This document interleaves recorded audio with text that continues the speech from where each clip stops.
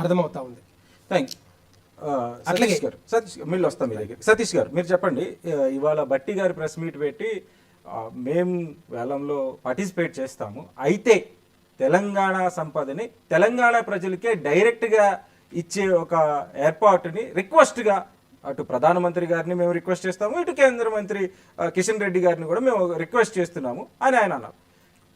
ఏదైతే పార్లమెంటులో 2015లో భారత్ పార్లమెంట్లో చేసినటువంటి భారత్ యాక్ట్ ద్వారా భారతదేశంలో ఉన్నటువంటి జాతీయ సంపదను మైన్స్ అన్నిటిని కూడా వేలంపాట ద్వారా ప్రైవేట్ వ్యక్తులకు అప్పచెప్పడానికి యాక్ట్ ఏదైతే తీసుకొచ్చిన తర్వాత అందులో భాగంగా ఏదైతే 2021లో మన తెలంగాణ ప్రాంతంలో ఉన్నటువంటి ఒక 3 బ్లాకుల్ని ప్రైవేట్ వ్యక్తులకు అప్పచెప్పడం ద్వారా తెలంగాణ రాష్ట్రానికే మణిహారంగా ఉన్నటువంటి ఏదో సింగరేణి ఏదైతే ఉందో అది తెలంగాణ ప్రజలకు అందకుండా ప్రైవేట్ వ్యక్తుల చేతులకు పోతే మన పోరాటమే నీళ్లు నిధులు నియామకాలు.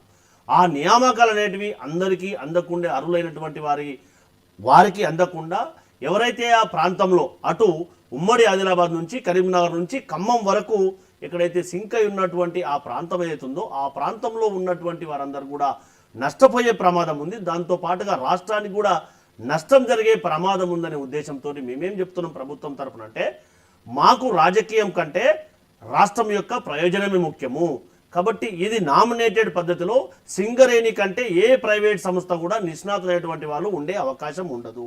ఆర్థికంగా కానీ నైపుణ్యాల పరంగా కానీ పరిపాలన పరంగా కానీ ఎవరు కూడా ఈ సింగరేణి కంటే ఎవరు కూడా అతిథులు కారు. ప్రభుత్వ రంగ సంస్థ కాబట్టి నామినేటెడ్ పద్ధతిలో ఎవరైతే భూగర్భ శాఖ కేంద్ర సహాయ మంత్రి ఇండిపెండెంట్ మంత్రిగా ఉన్నటువంటి కిషన్ రెడ్డి గారిని మేము అప్పీల్ చేస్తూ ఉన్నాం కాంగ్రెస్ పార్టీ పక్షాన, తెలంగాణ రాష్ట్రం ప్రభుత్వం పక్షాన. ఎందుకంటే తెలంగాణ రాష్ట్రానికి మణిహారంగా చెప్పుకున్నటువంటి ఏదైతే సంస్థ మన బొగ్గు గనుల శాఖ ఉందో, బొగ్గు గనులు ఏవైతే ఉన్నాయో మన రాష్ట్రంలో ఉన్నటువంటి వాటిని మన సింగరేణికి నామినేటెడ్ పద్ధతిలో కేటాయించండి. అది మన ప్రజలకే ఉపాధి కల్పించే విధంగా అవకాశం ఉంటుంది. కాబట్టి మేము వీలైతే మీ ద్వారా కానీ రాష్ట్రంలో ఉన్నటువంటి అన్ని రాజకీయ పక్షాల యొక్క ప్రతినిధుల ద్వారా రాష్ట్ర మంత్రితో పాటుగా ఏదైతే రాష్ట్రం నుంచి ప్రాతినిధ్యం వహిస్తున్నటువంటి కిషన్ రెడ్డితో పాటుగా అవకాశం కల్పిస్తే ప్రధానమంత్రిని కూడా వెళ్ళి రిక్వెస్టింగ్ మేనర్లో కలిసి అప్పీల్ చేస్తాము. దయచేసి తెలంగాణ యొక్క సంపదను తెలంగాణ రాష్ట్రానికే కేటాయించండి అని చెప్పి మేము అప్పీల్ చేస్తా ఉన్నాం. ఇక్కడ బీఆర్ఎస్ చేస్తున్న అభియోగం ఏంటి అంటే మేము ఉన్నంత కాలము మేము పార్టిసిపేట్ చేయనీయలేదు, కానీ ఇప్పుడు బీజేపీతో కలిసి కాంగ్రెస్ ఈ వేలంలో సింగరేణిని పార్టిసిపేట్ చేయనిస్తుంది అంటే ఇక్కడ ఇద్దరు దొంగలే అని వాళ్ళ అభియోగం. ఒక్కసారి మీరు ఆలోచన చేయాలి. 2021లో అవంతిక కానీ ఆరో కోల్ ప్రాజెక్ట్ కానీ అవి ఎవరివి? అవి ఒక్కసారి ప్రతిమా శ్రీనివాసరావు గారు తెలంగాణ ప్రభుత్వం యొక్క అధినేతనా లేదా కేసీఆర్ గారు రిలేటివ్? ఒక్కసారి మనం అందరం కూడా ఆరోపణ చేసే ముందు ఒక్కసారి ఆత్మపరిశీలన చేసుకోవాల్సినటువంటి అవసరం ఉంటుంది.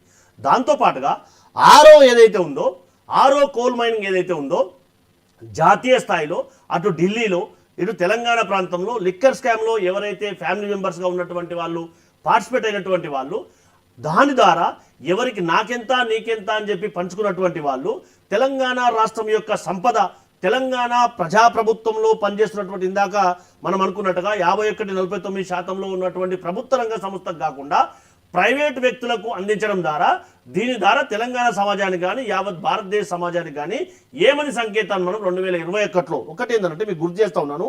ఏదైతే సింగరేణి బోర్డ్ ఆఫ్ డైరెక్టర్స్ అందరూ కూడా కలిసి 29/11/2021 రోజు వేలంలో పాల్గొనాలని చెప్పి డిసైడ్ చేస్తే మళ్ళీ హుటాహుటీనా కోర్ కమిటీ కేసీఆర్ గారి అధ్యక్షతన 21/11/2021లో కూర్చొని మనము ఇక్కడ పాల్గొనడానికి అవకాశం ఉండకూడదని చెప్పి డిసైడ్ చేసి మళ్ళీ నవంబర్ 5వ తారీఖున హుటాహుటీన ఇన్ అడ్వాన్స్గా ఎందుకు సర్కులర్ జారీ చేయవలసి వచ్చింది?